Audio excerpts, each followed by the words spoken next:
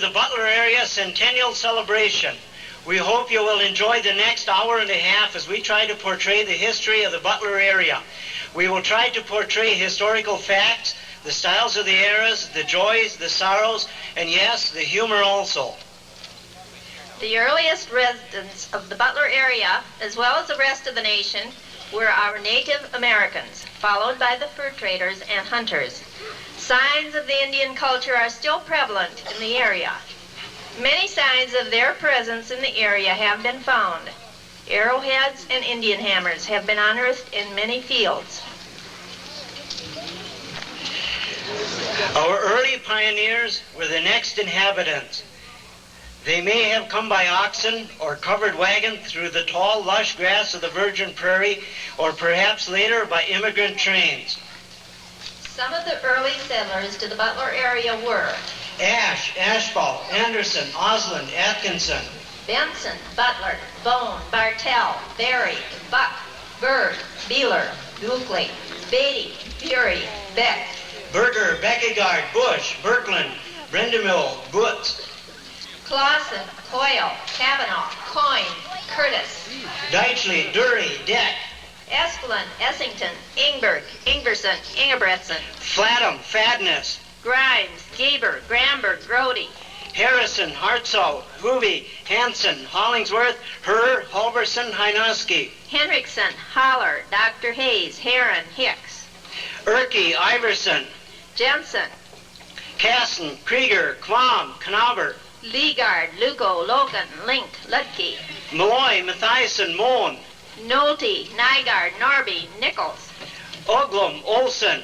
Petrick, Potter, Plepp, Peterson, Parks, Patterson, Pappas, Peckham, Reddick, Roich, Richards, Rich, Rhodey, Ranke, Riley, Sherwood, Schmidt, Schinbeck, Schimmel, Stottscliffe, Shapersky, Shervin, Sheely, Stevenson, Sauer, Schwartz, Scherson, Swanson, Schultz, Seefeld, Smith, Snipstead, Sanborn, Thompson, Urban, Veehee, Whitmire, Warrington, Witt, Wine, Westby, Wingard, Williamson, Wiest, Zimmerman. Some of these families moved away, but many more stayed, and a great percentage of the Butler area population is now made up of their descendants. The town of Butler came into existence when Harrison Butler deeded 80 acres to the railroad town site in 1887. Butler history goes back earlier when pioneer shanties dotted the landscape. In 1885, Harry Showerman built a hotel which he and his family operated. He also taught a 4-month term of school that year in the kitchen of the Henry Ash residence. The first businessman of Butler was George Bennett from Bristol. Will Hart was our first postmaster with his office in Bennett's store. Later, when George Butler moved his house in from the farm, the post office was located there. George Butler was the next postmaster, and through the years, others have followed. Some of those were Mattie Wade, Grace Stevenson Semple, Annie Oglum, and our latest postmistress, Mrs. Lois Palmer Mathiasen. The Butler post office was closed this past May after many years of faithful service. The town of Butler was named in honor of Harrison Butler, and we are very happy to have 2 granddaughters and many more of his descendants with us today. Okay, would the Butler family stand up? The descendants of the Butler family. There they are, right? About 10 rows back. We're very happy to have you folks here and glad you could be with us. The railroad was also an important factor in the settling of Butler and surrounding area. The 80 acres donated for the town site of Butler was soon platted, and various business and residences sprang up and flourished.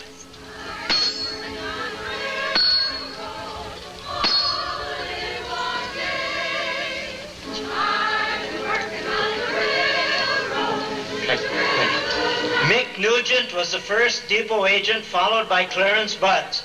The second story of the depot served as living quarters for the following agents: Mr. and Mrs. L. Ashbaugh, Mr. and Mrs. John Hubbard, and Bess Campbell. There may have been others also. The original section house in Butler was the George Pappas residence.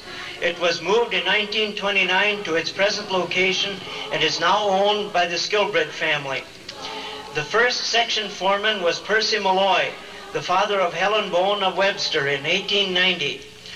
Ole Hilby followed Mr. Malloy, and in 1913, George Pappas, the father of Alice, Mrs. Bob Dury, was made foreman and served in that capacity for 45 years. Some of the workers under Mr. Pappas were Emil Hooby, Ralph Cavanaugh, John Schimmel, and Fritz Luco. Several others served for various lengths of time until the line from Bristol to Garden City was discontinued. The last foreman on the line was Fritz Luco, with Franklin Hooby as section laborer. I would imagine that's a golden spike they're using there. At one time, there were 6 elevators and several lumber yards served by the Milwaukee Railroad. I think that's neat. If you look over there, you can see one of them left. If you stop and listen, you can almost hear the train whistles and clackety-clack of the wheels from the past. There is no doubt that the railroad was one of the most important businesses and greatly contributed to settling the Butler era.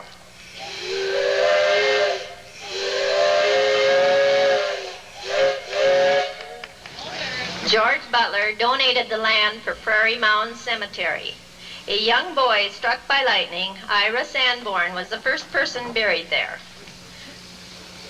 The Butler Cemetery Association maintains the cemetery to this day, financing its maintenance for the most part by semi-annual suppers. We believe Prairie Mound Cemetery is one of the prettiest in the whole country.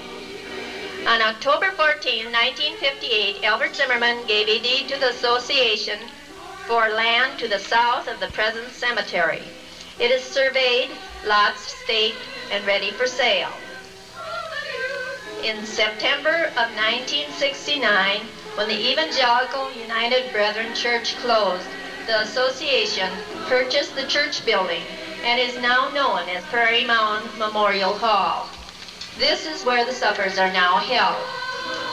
In 1983, Marvin and Sharon Jensen leased the building and now operate Jensen's catering service from the hall.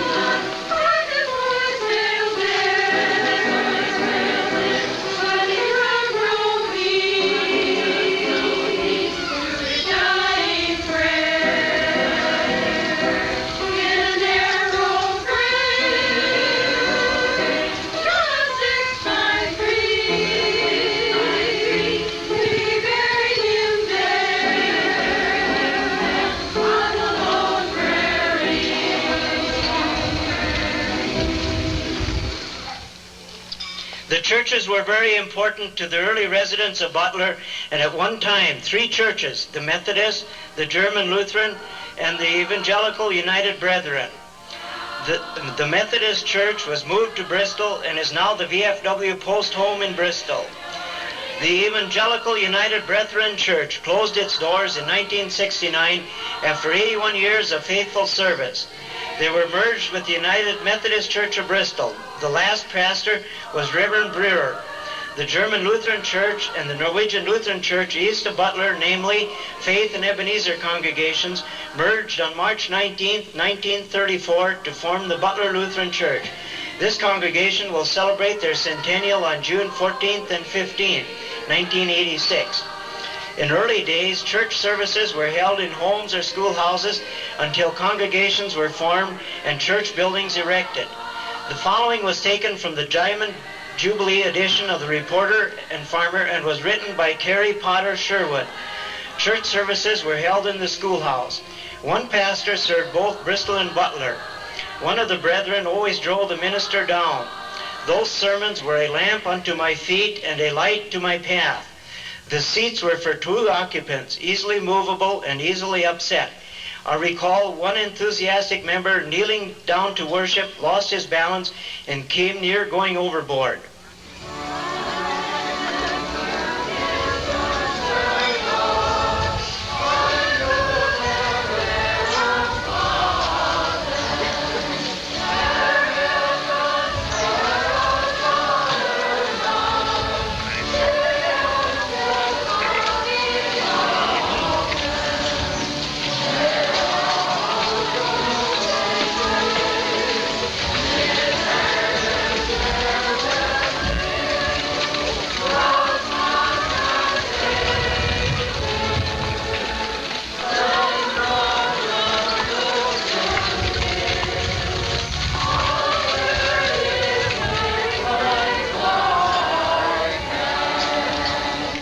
have with us today Reverend Roland Walkus, who gave his first sermon at the EUB Church 41 years ago in 1944. Reverend Walkus served Clark and now is in Rochester, Minnesota. Would Pastor and Mrs. Walkus please stand? He gave his first sermon at the EUB Church 41 years ago. There they are.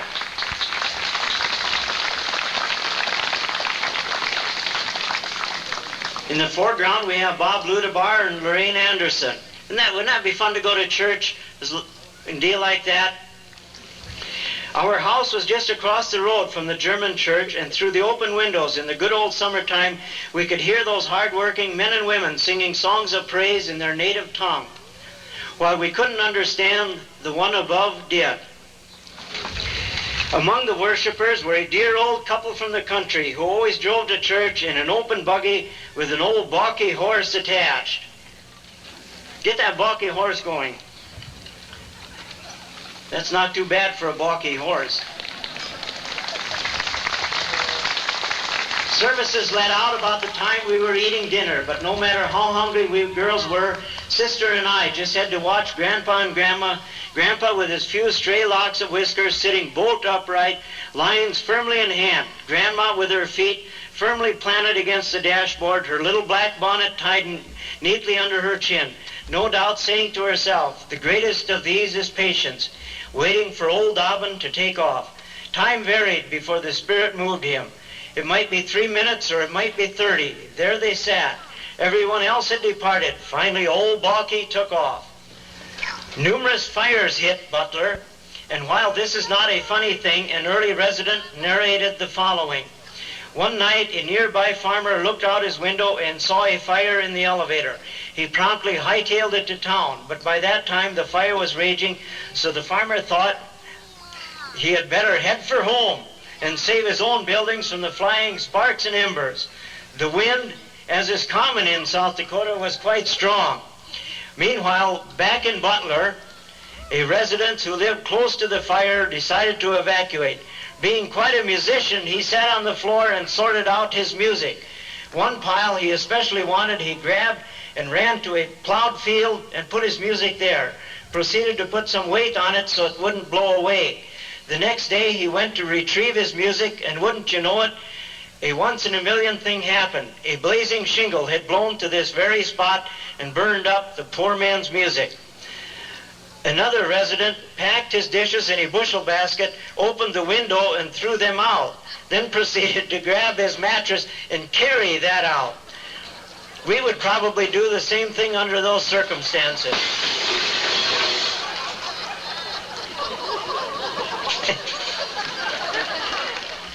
As in all small communities in the early days, the 4th of July was a special time. Many of the settlers were immigrants and naturalized citizens and valued highly the freedom they attained in this great new country, the United States of America. Perhaps today, too many of us take this God-given freedom too much for granted. On the 4th of July, everyone would get dressed in their very best. The girls in their long white dresses and the fellows in dark pants, white shirts and suspenders. Community picnics were held with a parade, band concert, a speaker, and of course fireworks and good old-fashioned fellowship. Our early presidents would have been proud of the patriotic spirit displayed by our forefathers and their descendants.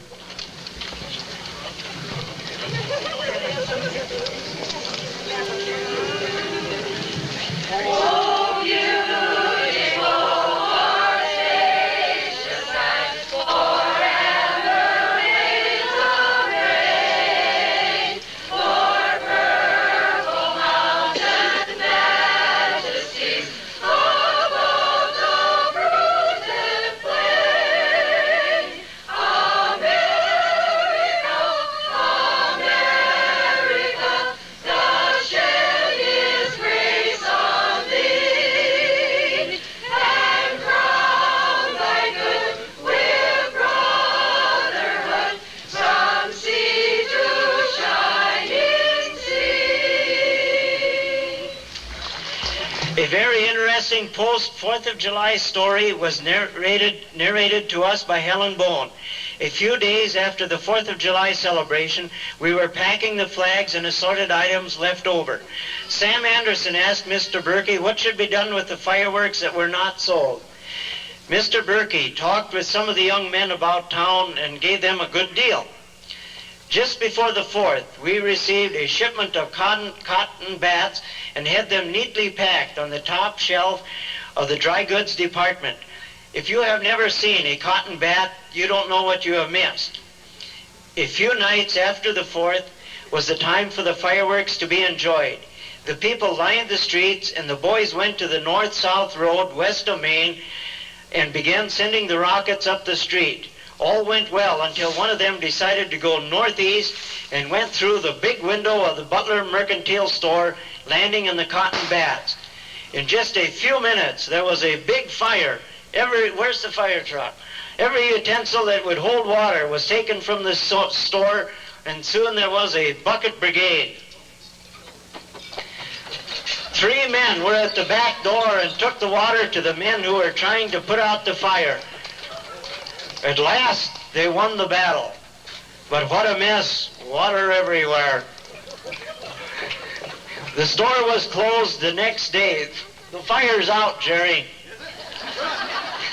The store was closed the next day. Sam and Mr. Berkey then put up a clothesline behind the bank, and Molly Hanson and myself were busy hanging Mom's overalls and shirts and yards of lace that we had to unwind, and when dry, we spent one Sunday ironing lace and men's blue work shirts. All the overalls, shirts, and socks were pre-shrunk. The glass on a showcase that held women's hats was broken, and they were so wet and out of shape, they were taken to the dump. Yards of calico and gingham had to be dried, ironed, and re-rolled. In those days, yardage came on big bolts, sometimes 80 yards on a bolt. It took many hours of hard work to clean up after that evening of fireworks. The first Christmas party was held in the parlor of the Potter home. The tree came from the ash tree claim, and in the evenings the young people gathered and wrapped the branches with strips of white cloth. Most likely the tree was decorated with strings of popcorn and cranberries, and perhaps with brightly colored paper chains and ribbons.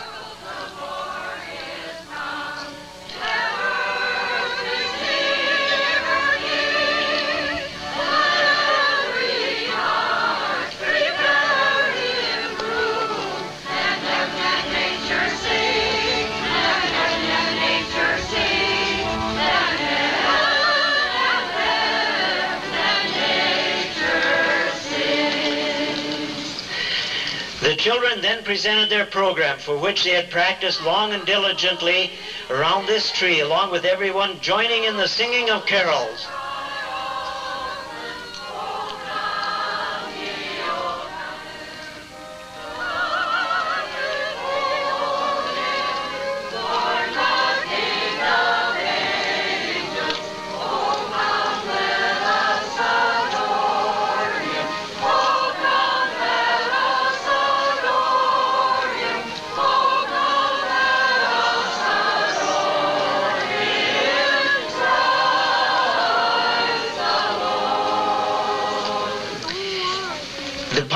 Celebrated with the simple things, but were as richly blessed as we are today with all our modern conveniences. While we're waiting, maybe those of you that have admired the background here, the painting was done by Linda Witt, Carol Flatham, Beth Dury, and Kathy Herr. The men were busy plowing, seeding, harvesting, and taking care of the livestock, also building barns, houses, and other outbuildings. The women worked hard, too. There weren't modern conveniences like we have today. Water had to be hauled, then heated, and the clothes washed on a scrub board with the help of lye soap. Cooking was done on an old-fashioned cook stove fired by wood or corn cobs. Ironing was done by flat iron. Myriad other chores kept the wife very busy, including churning, tending garden, canning, and taking care of the children. Perhaps it was also lonely for the women, but later when the telephone came, it alleviated it some. Those good old party lines were a source of fellowship and the latest gossip. The women and men in the early days had to have been made of strong stuff.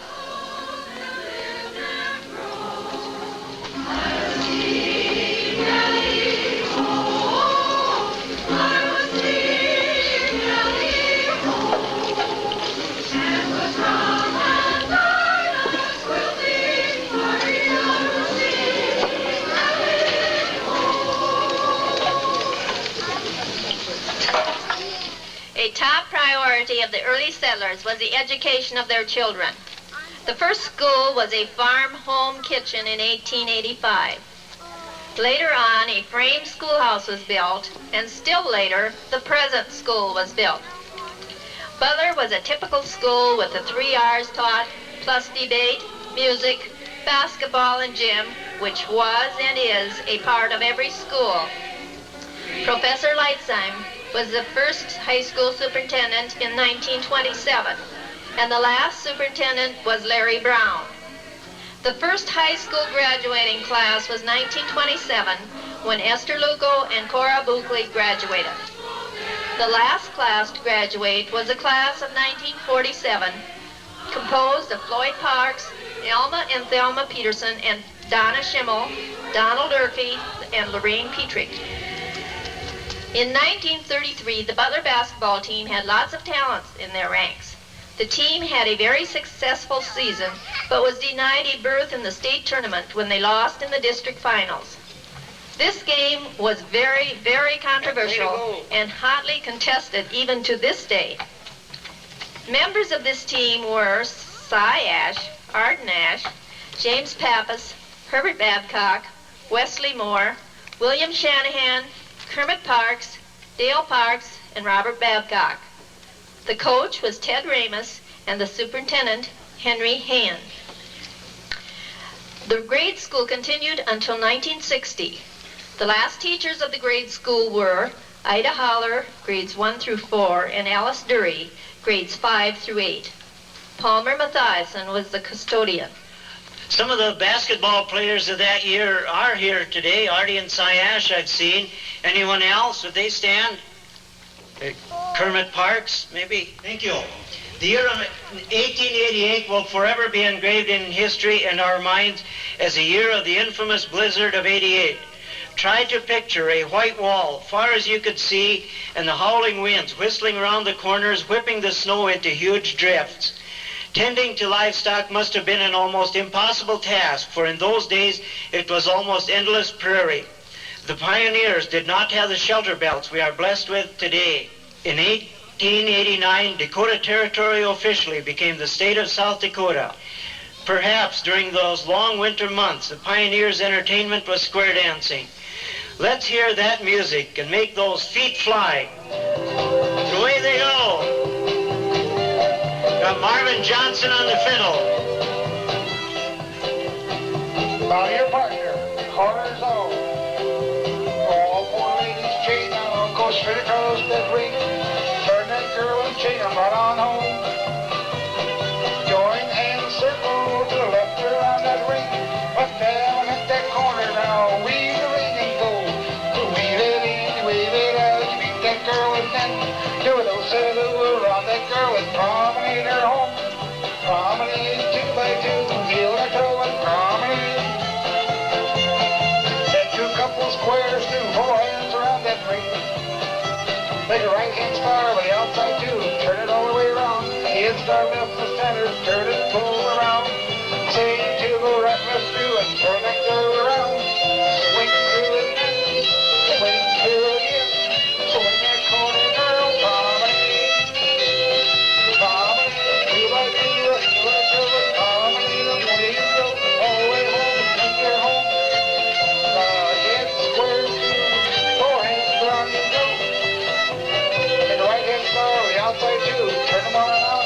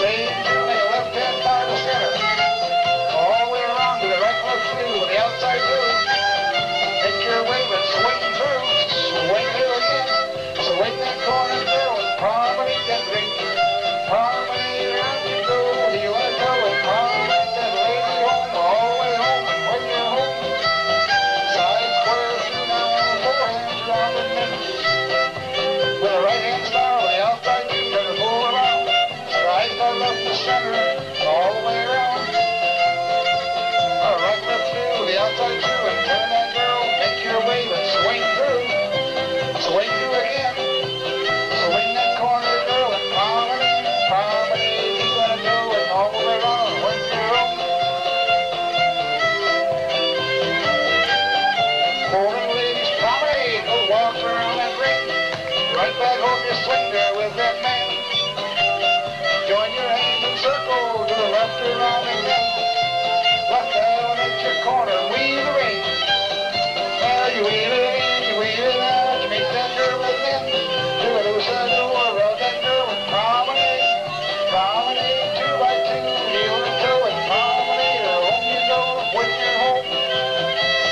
Follow your partner, corner zone, and wave the girl across that square.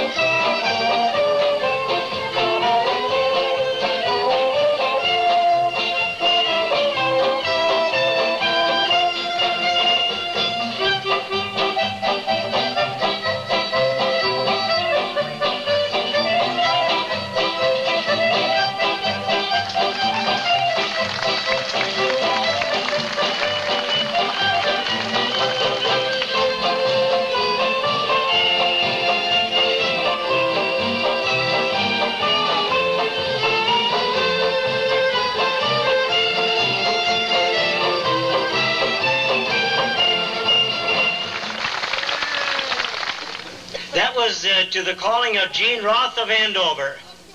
And I would imagine Lorraine is all ready to go again. All was not hardship and hard back-breaking work. The pioneer settlers also had time for visiting, recreation, and old-fashioned fun. Perhaps we who are here today could learn a few things from our forefathers. They had spelling bees, literary societies, and even a very interesting poverty social. The invitation to this read as follows. These were written, of course, on brown paper. Place, Schoolhouse, time, Friday night, February 7th. admission, 10 cents. can't beat that. Everyone invited to be present. Only those dressed tacky will be admitted. He might cross the floor with the girl he adored and the man. Anyone caught spooning, making goo-goo eyes, sitting with their feet crossed or hands folded will be fined by order of the committee. Such poverty-stricken attire defies imagination.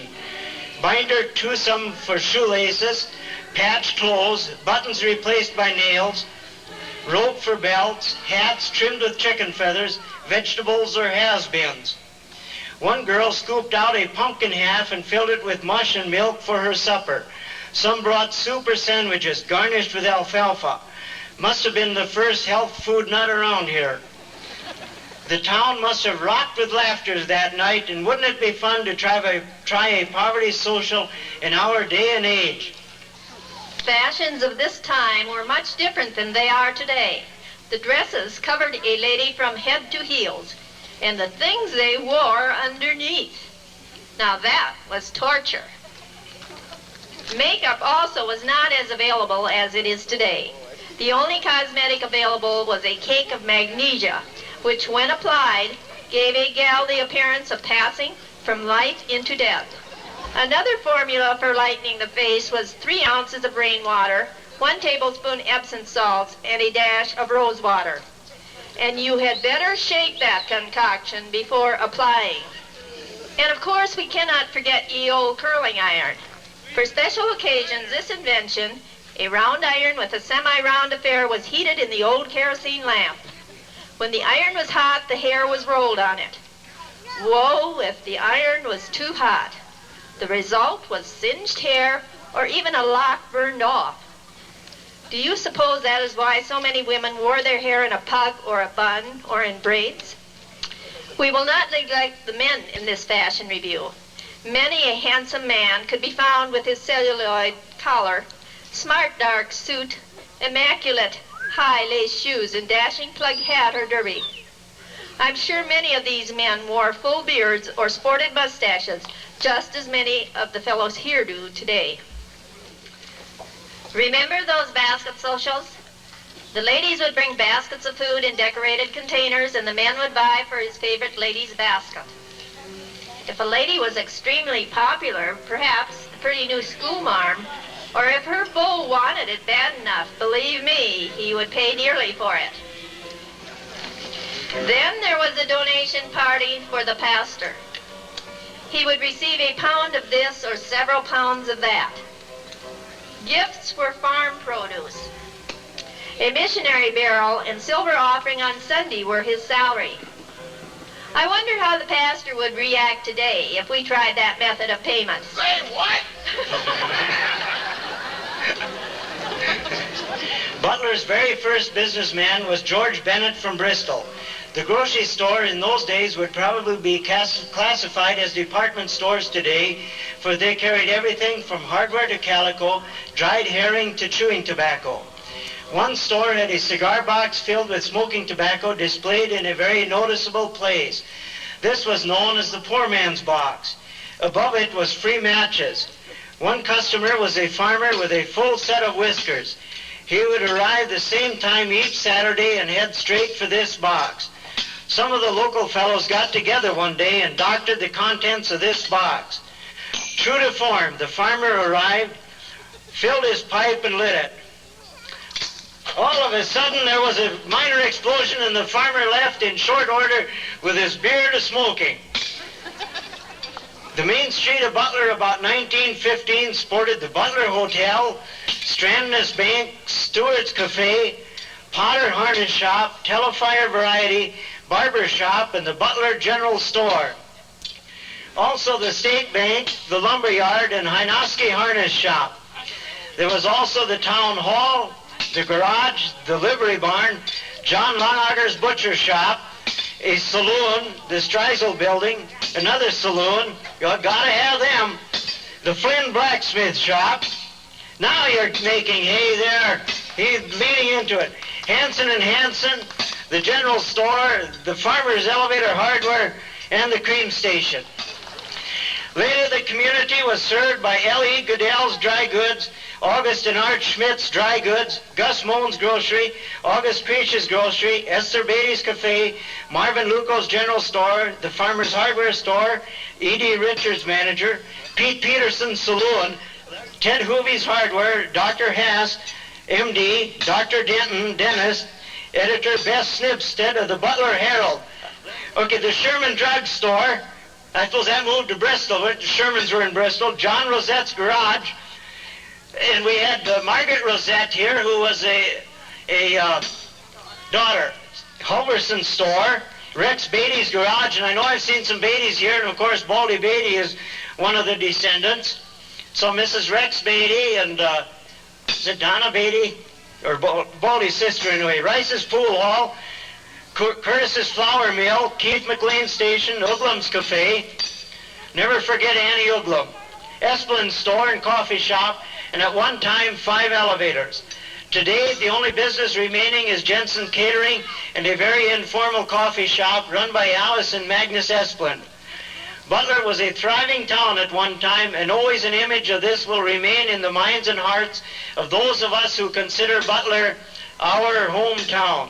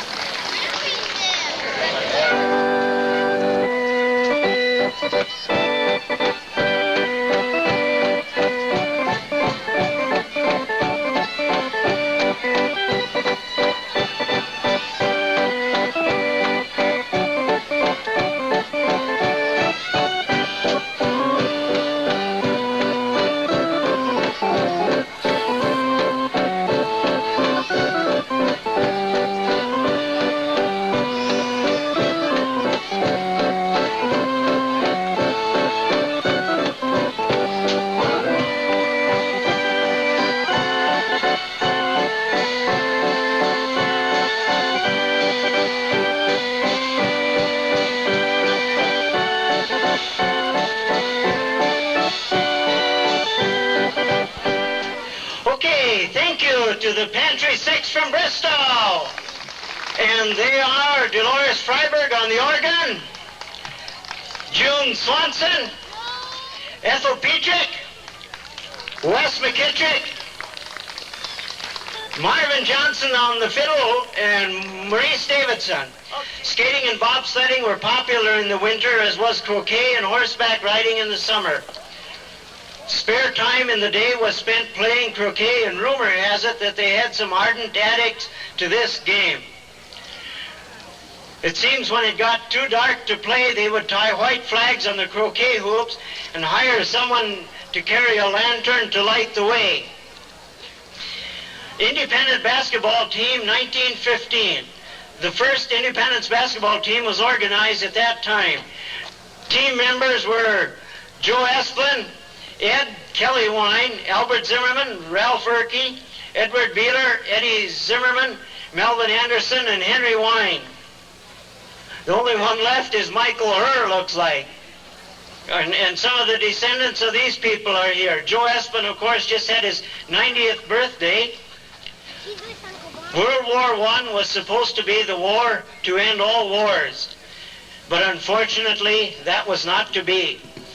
The human element for greed and hate is very strong. Many of our men served in this war. It's a long way to Tipperary, to the sweet and sure white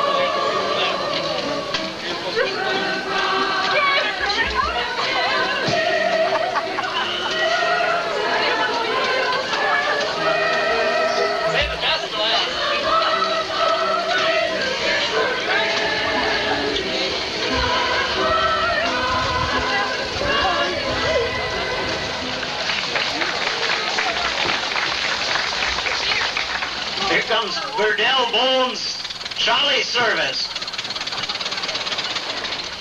The Roaring Twenties was the beginning of the Great Depression with numerous bank failures. This was a trying time for all the residents of the area, but being of hardy stock, they rolled up their sleeves and struggled through. During the 20s, the first high school class was graduated. Esther Luco and Cora Buckley comprised the class of 1927. And who can ever forget the Marcells and the Flappers of the 20s as they scandalized the population by dancing the Charleston?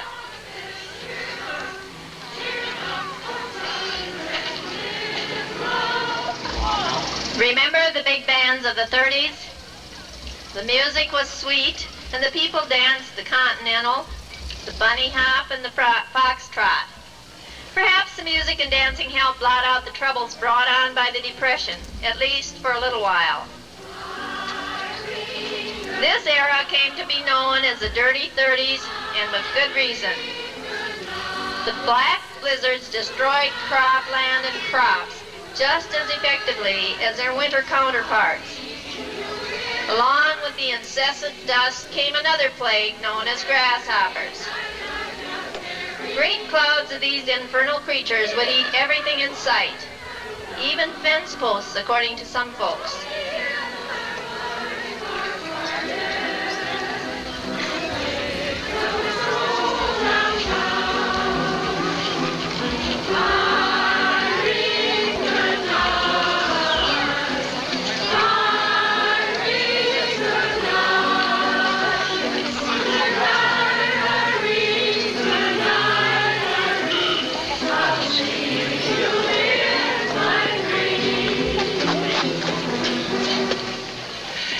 The fabulous 40s was a period of recovering from the Great Depression. Crops were better and the economy slowly recovering. On December 7th, 1941, an infamous day in history, our nation was plunged into a great war. The young men and women of the community soon left and served their country, some never to return again. Others, not able to serve in the armed forces, did their part for the war effort by working in defense plants or by remaining here and producing food for a nation at war. The war was brought closer to home in the fall of 1944 when a plane from the Watertown Air Base crashed and burned near the Frank Bone Farm. The pilot was killed and the flight engineer severely burned.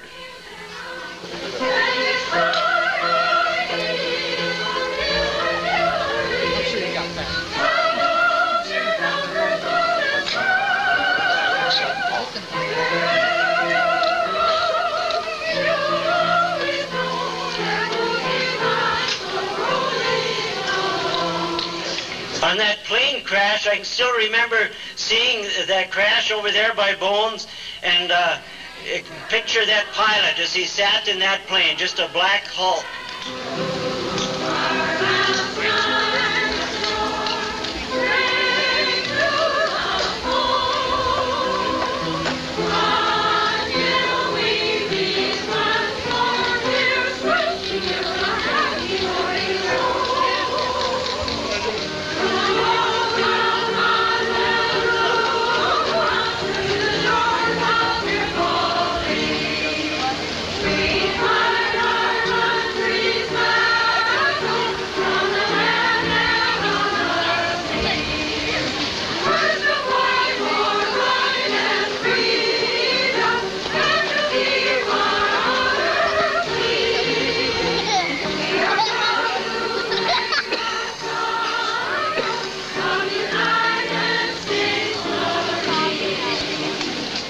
Another thing in the 30s was they showed free movies, and they had a screen over here. How many remember coming into Butler to see the free movies? In October of 1940, thank you, Lorraine. In October of 1941, Day County welcomed celebrities for pheasant hunting. Clark Gable, every woman's heartthrob, and Carol Lombard's A Gorgeous Blonde visited. And for a short time, it seemed Hollywood was in our midst. Hi, Clark and Carol. The war was soon over, and our young people returned to pick up their lives once again. In 1946, a tragedy hit Butler when the school gym burned one Sunday afternoon. The next year, the class of 1947 graduated, the last one of the Butler High School. And if you look over there on the corner, all that's left of the gym is a hole in the ground. And if you'll listen closely, I'm sure you can hear the Butler High School yell. In the 1940s, a musical group known as the Singing Farmers made their debut. These men sang at many functions, and they seemed to enjoy doing it as much as their audiences enjoyed hearing them. Today, we are honored to have some of the original and some new Singing Farmers performing for us. And the original piano player is still here today, and that would be Edna Jensen. And some of the... That's the Orland Osland, I think, Herb Nolte, some of the original ones, Virgil Petrick. Donald Bone said he was going to be a part of it. His dad used to be the director. There's Hoovies. They were a little more black-haired in those days, but otherwise they haven't changed. Earl Morehouse. The Singing Farmers.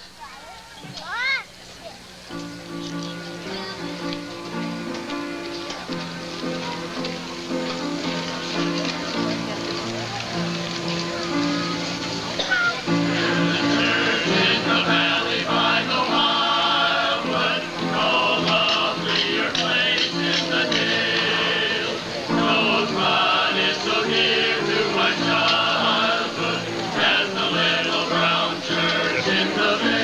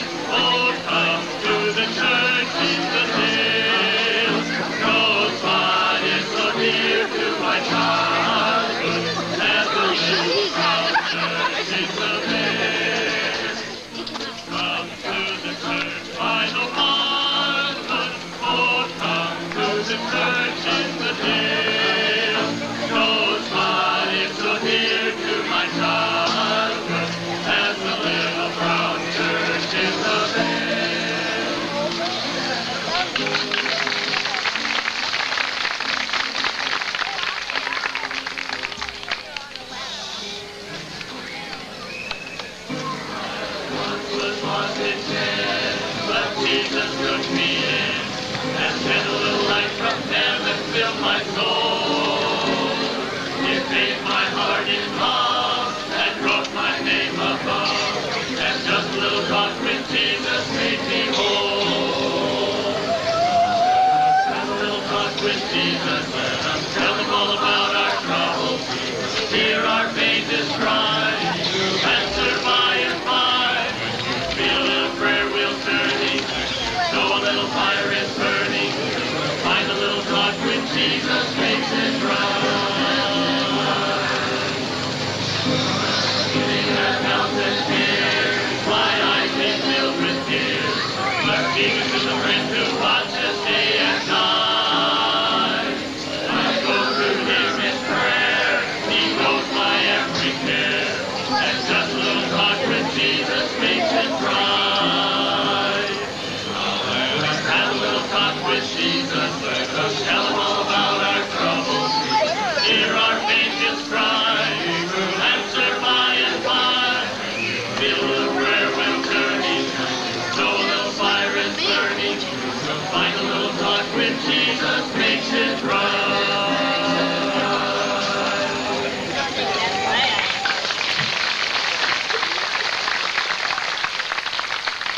If you shut your eyes, you could see the Benny Bone in front directing them, and them in their striped overalls and their blue Farmers Union songbooks. Thank you, boy. That was very good. The nifty 50s brought REA to the Butler area, and life became much easier and brighter for the area farmers, not to mention for their wives. REA is 50 years old, but the Butler area did not receive it till the 50s.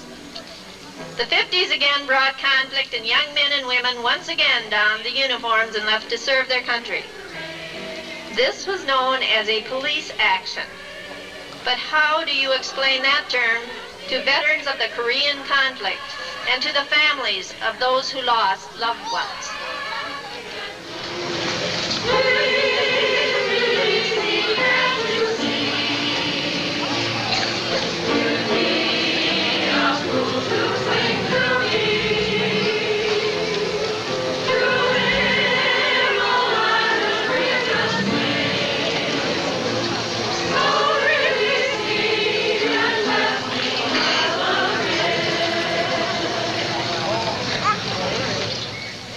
Now we are happy to have Ida Ludke read, What is an American? What attachment can a poor European immigrant have for a country where he had nothing? The knowledge of the language, the love of a few kindred as poor as himself, were the only cords that tied him. His country is now that which gives him his land, bread, protection, and consequence. He is neither a European nor the descendant of a European. Hence that strange mixture of blood which you will find in no other country. I could point out to you a family whose grandfather was an Englishman, whose wife was Dutch, whose son married a French woman, and whose present 4 sons have now 4 wives of different nations. He is an American who, leaving behind him all his ancient prejudices and manners, receives new ones from the new mode of his life he has embraced, the new government he obeys, and the new rank he holds. He becomes an American by being received in the broad lap of our great alma mater. Here individuals of all nations are melted into a new race of men whose labors and prosperity will one day cause great changes in the world. Americans are the Western pilgrims who are carrying along with them the great mass of arts, sciences, vigor, and industry which began long since in the East. The Americans were once scattered all over Europe.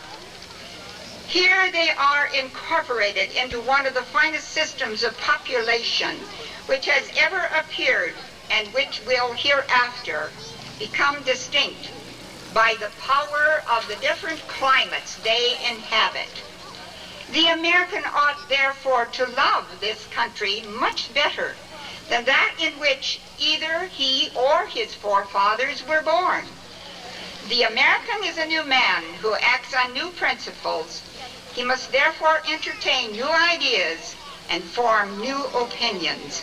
From involuntary idleness, servile dependence, poverty, and useless labor, he has passed to toils of a very different nature, rewarded by ample subsistence. This is an American.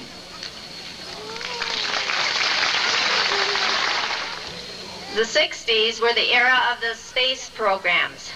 Buck Rogers came into reality with the moon landing and the launching of satellites. Also, the 60s saw the assassination of President John F. Kennedy, Martin Luther King, Robert Kennedy, the Vietnam War. It was a time of social upheaval in our nation. We in this area probably were not affected by it, but we were made aware of it through the TV media. All was not upheaval and destruction, however. During this time, Palma Diedrichson of Britain became the bride of Fritz Luco, a native of Butler. Palma was to become the next mayor of Butler. This decade also brought about the closing of the Butler School, which became a part of the Bristol School District 18-1. The 1970s produced Women's Lib, and Butler Town fell under its spell. They elected their first woman mayor, Palma Luco, probably the first one in Day County, and the women are still in control. Stephanie Hovey is the second and current mayor of the town. Let's hear it for the gals. Butler received nationwide publicity in February of 1979 when the farmer in bib overalls, Fritz Luco, appeared on the TV show The Price is Right. Here comes Fritz.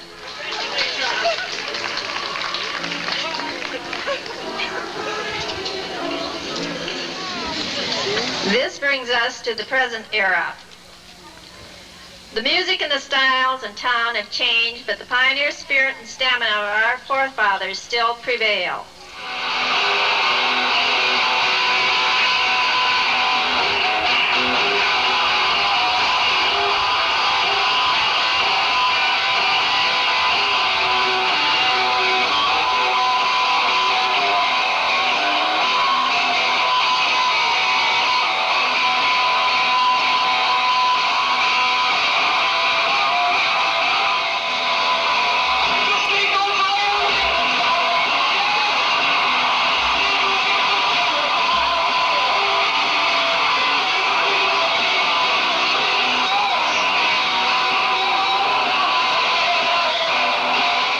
Some of us have spent our whole life here, and some of us only a little while.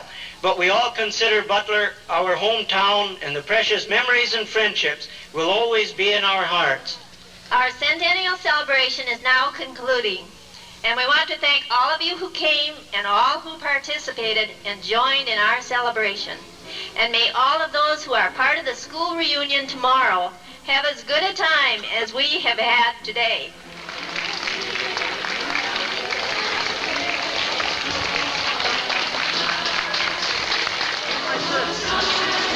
Hold his head, Jason. I want to thank all of you guys that came. It was really a big treat for us to see all you show up today. Pastor Don did a super job. Let's give him a big hand. Thank you, Pastor Don. I would like to recognize three incredibly special ladies, Fern Beeler, Marion Bush, and Palma Luco. Could you come up here on stage with me? And Lyle Bush I'd like to have come up here too. Okay, the reason I'm having these people up here, these ladies that are standing here with me, who served on the committee for the pageant, and we've put in a lot of long hours and a lot of frustration and tore hair and bit nails and all that. So, and also Lyle Bush, who was the stage manager and got things kind of organized for us. Thank you all. Have a wonderful summer, and God bless you all.